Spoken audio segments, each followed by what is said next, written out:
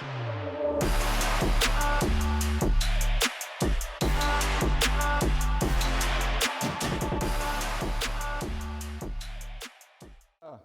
dieną, labas vakaras visiems.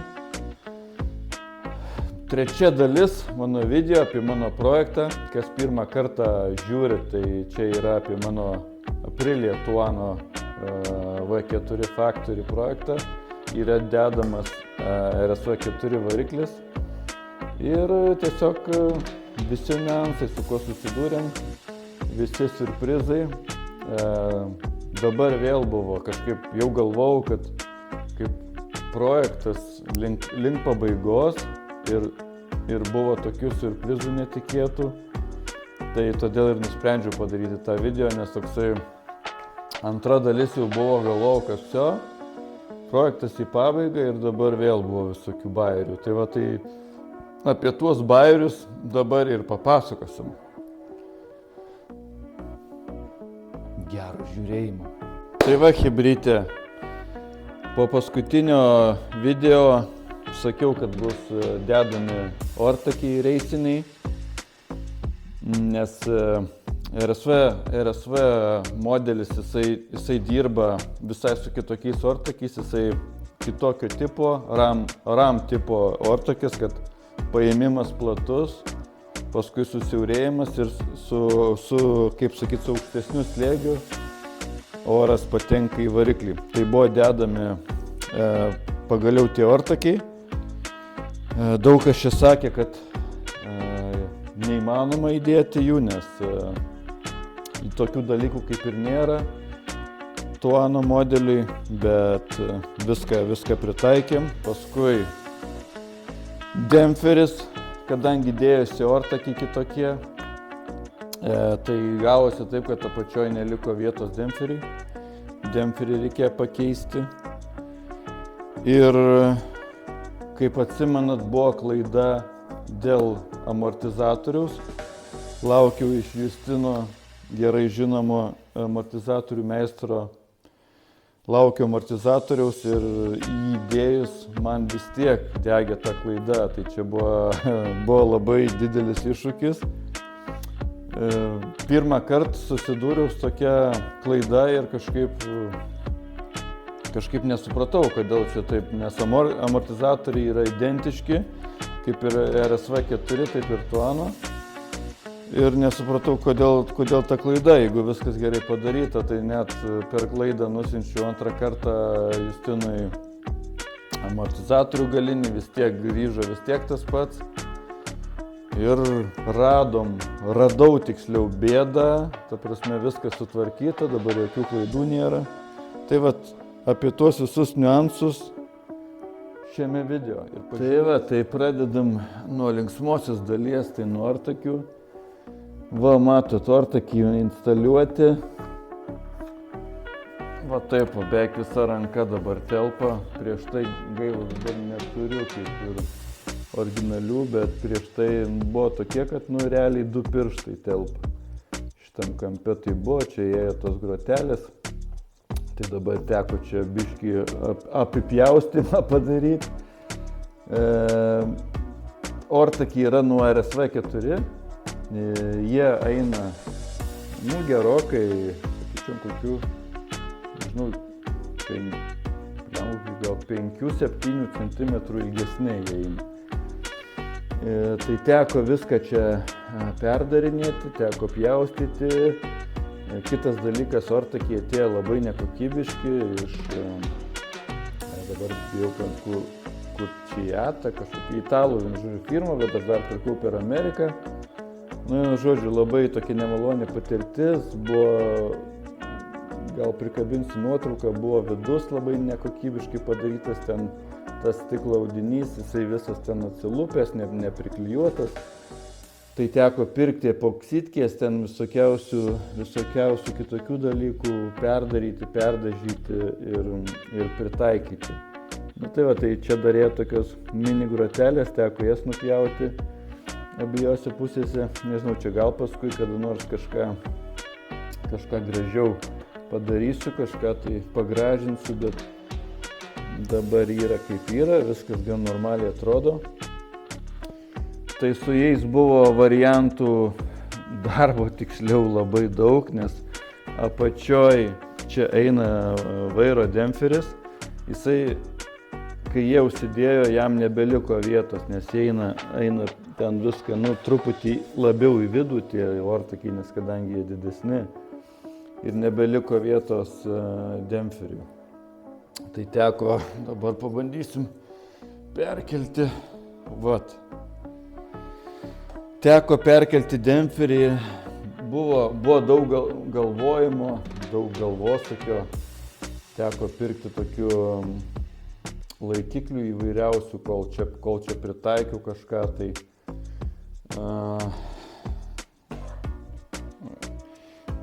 tai dabar dar tik tais, kad jisai iš amortizatoriaus pusės neprisuktas, laukiu dar kito kronšteino, kuris prisisuks prie amortizatoriaus ir čia reikės jį tiesiog prijungti prie šitos vietos. O čia kaip ir viskas, matot, kiek nubako, tik tais, teko čia pažaisti iš tikrųjų. Dabar toks gaunasi trumpas pasakojimas, bet darbelio ir galvojimo, plus laidas buvo per trumpas, jisai tenai tik į apačią padarytas nuvedimas, tai teko ilginti laidą. Dabar čia viskas padaryta. Ir ortakiai, čia ortakiai ne karboniniai, čia tiesiog aptraukta plėvele. Dar čia apdailos darbai tokie šiokie tokie vyksta. Čia dar irgi bus toks uždengsiu iš seno ortakio, pasidariau kaip ir šitoj pusėj. Darau tokius uždengimus, paskui jas reikės priklijuoti gražiai. Vienu žodžiu, nemažai teko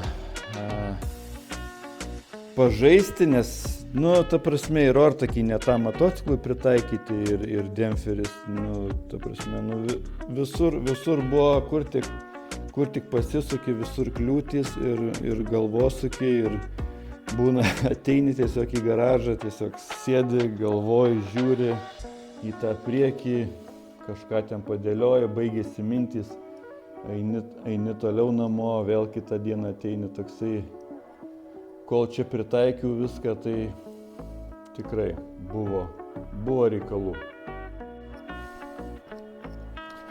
Dar kalbant apie ortakius, tai dar teko daryti čia tokį kronšteiną, nes originaliai šita plasmasė laikosi už originalaus ortakio.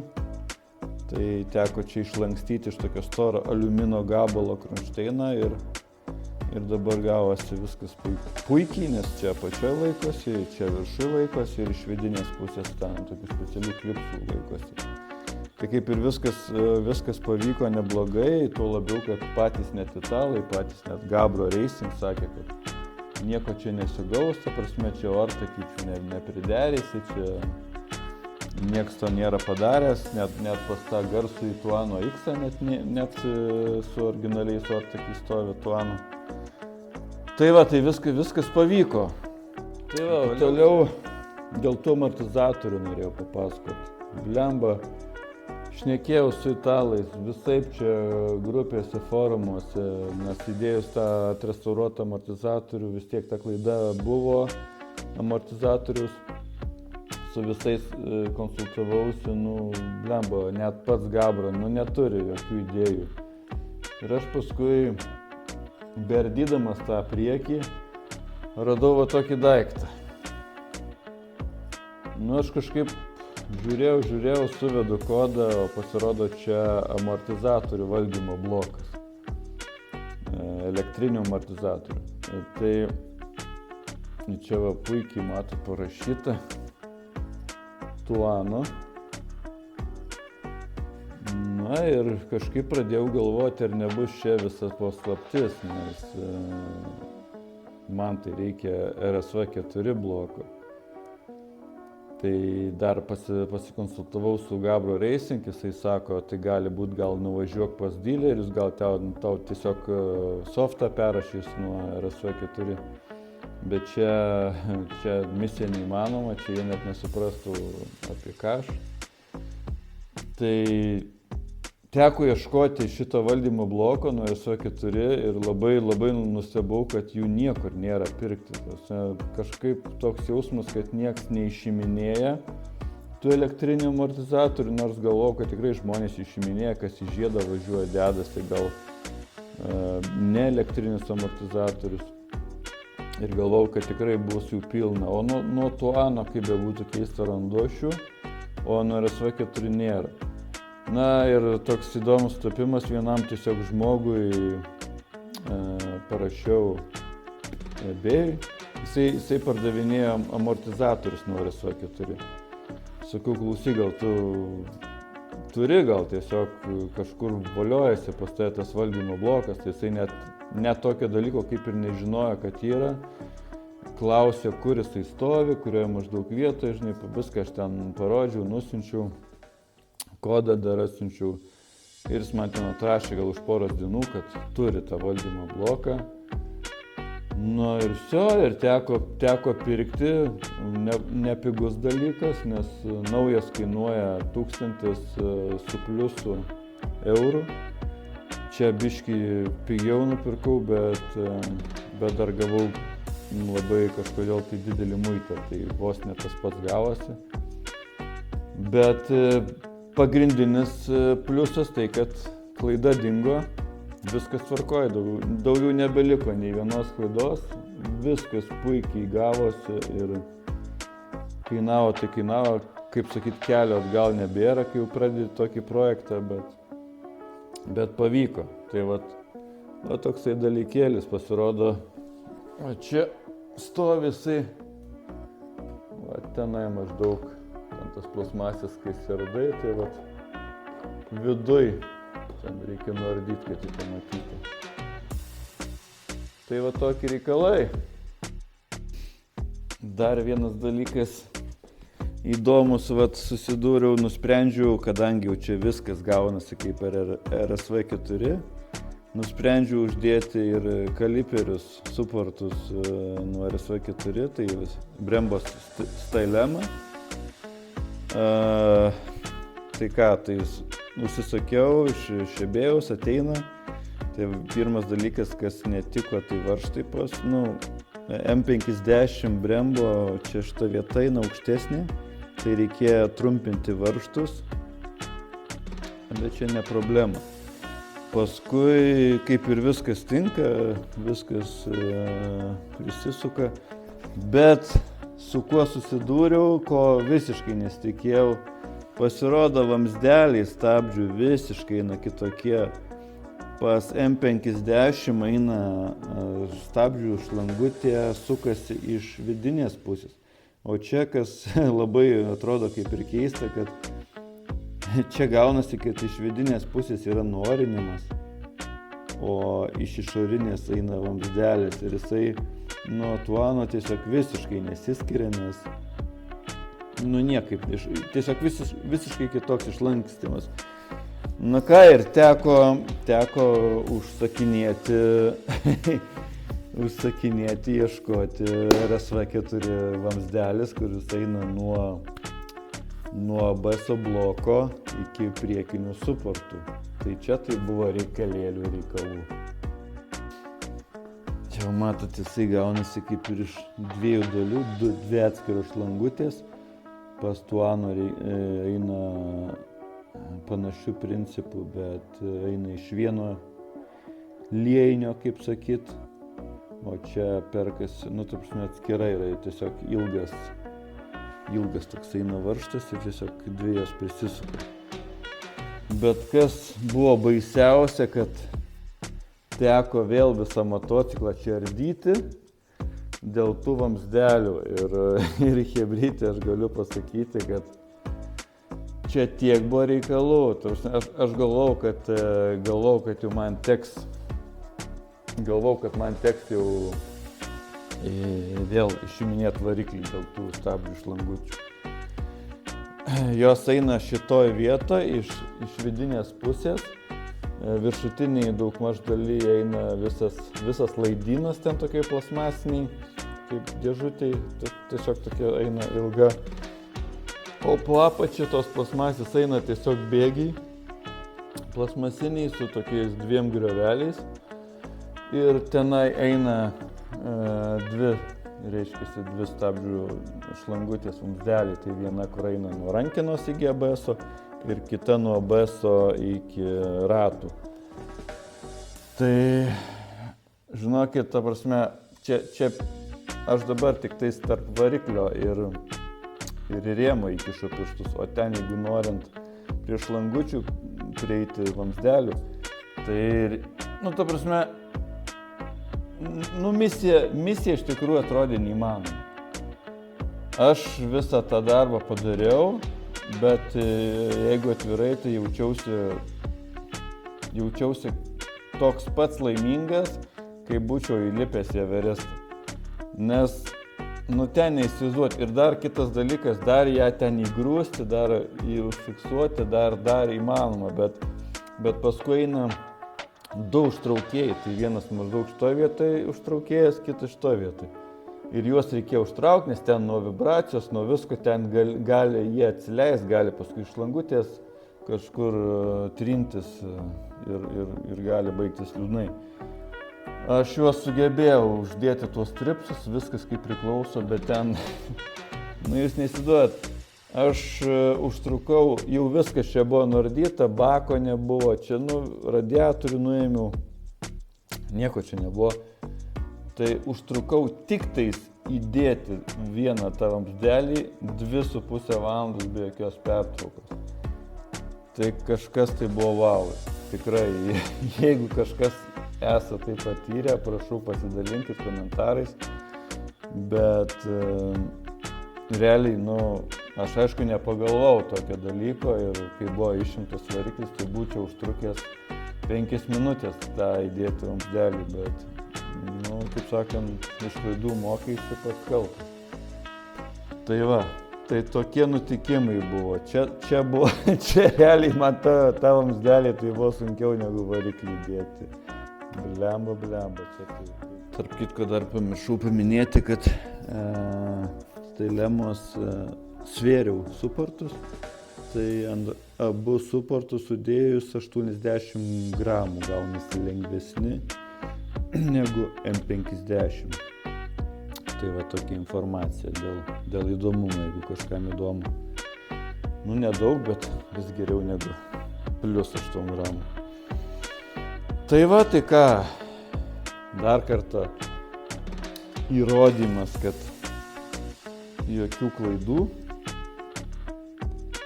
Bandom užvest.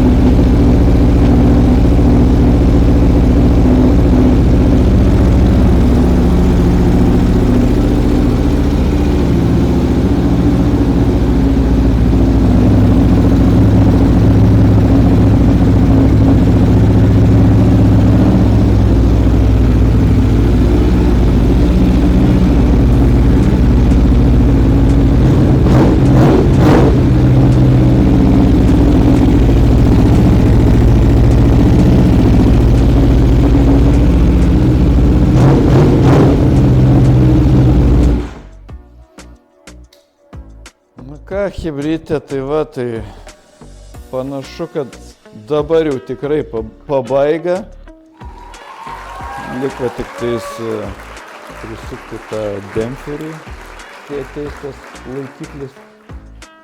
Manau, čia jau bus mažiausia problema jį priderinti. Buvau pratestavęs čia per Kalėdas, buvo apie 10 laipsnių, tai buvau biškį pasivažinėti. Tada su ta klaida amortizatoriaus, čia demperį visiškai atjungiau. Tai aišku, aš ten nieko nesupratau, tik tais dar vadinamą apdirbimą reiks padaryti variklį, tai, kitaip sakant, apkatkę. Ir tada bus matyti. Dabar nenorėjau šio gręžti, tik tais, kad pastebėjau, kad pavaros žiauriai pailgėjo, nes važiavau 3 bėgių 100 km per valandą buvo lygiai 5000 sūkių, variklio sūkių. Tai, ta prasme, tai aš neįsivaizduoju, o sukasi iki 15. Tai čia bus linksmas aparatas. Na ir ką, ir viso, laukiam gerų orų. Nors dabar pas mus čia 8 laipsnių, iš bėdos galima riedėti, kaip sakyt. Tai va, dabar liko paskutinė mano svajonė šitam projektui, tai magnio ratus susidėti. Karbono kažkaip nemėgstu, matęs daug visokių sutrikinėjimų, visokių cirkų ten su jais. Tai norisi, nes originaliai eina pas RSV 4, eina tie vadinami kaltiniai ratai, bet eina aliumininiai kaltiniai. Tai ten nėra didelio labai skirtumo, ten yra tas skirtumas svorio, bet koks ten 1,5 kg. O magnio ratai skiriasi labai stipriai, ten nuo karbono labai nedaug skiriasi. Tai valdymas tikrai pagerėtų, nes dabar pastebėjau, kad kai reikia greitai važiuoti ir posūkiuose pakeisti kryptis, tai tas perkelimas, permetimas gan sunkokas pas Tuaną, nes labai šitie paprasti aliumininiai ratai, čia net nekaltiniai, tai jie sunkus yra. Aš dabar žinau, kad man atrodo priekinis 10, nes aš svėriau, priekinis 10, galinis 15. Ar atvirkščiai, bet ne, jau čia tai bus. Tai yra daug ir tas labai įtakoja tą valdymą. Ratai labai daug duoda motociklui. Tai va, tai dabar ką? Nu, bet šito dalyko jau pakentėsim reiks, nes dabar jau kainavo beprotiškai viskas daug. Tai bandysim gal įgyvendinti šitą dalyką kitais metais. Tik tais nesakykit žmonai. Tai va, tai tiek žinių. Kai pradėsim testuoti, važiuoti, tai kažką gal dar pafilmuosiu, kažką dar įdėsiu. Toliau čia dar darysim servizus šitiem motociklam, tai bus irgi įdomių darbelių. Parodysiu, kaip tiksliai yra daroma motociklo priežiūra žiemą, o ne tik tais uždengiame paklodį ir laukiame pavasario. Tai ką, iki sekančių susitikimų ir saugaus sezono visiems. Iki.